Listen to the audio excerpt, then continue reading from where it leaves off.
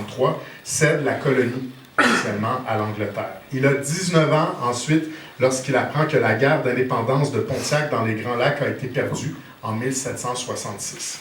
Il a 27 ans, un peu plus vieux, mais encore très jeune, lorsque l'armée continentale vient assiéger Québec.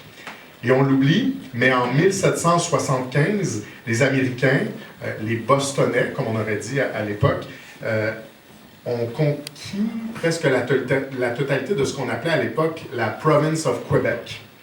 Et il y a seule la ville de Québec, grâce à ces murailles qu'on connaît encore aujourd'hui, qui leur résistent. Que fait donc Clément Gosselin à l'époque?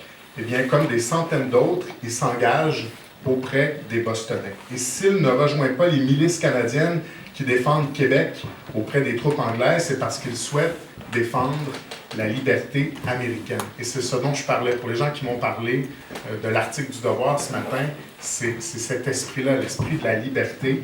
Pas la liberté des Bostonnais en Révolution, pas la liberté nécessairement des 13 colonies américaines, mais bien la liberté américaine en son sens premier, c'est-à-dire la liberté de l'Amérique face à l'Europe.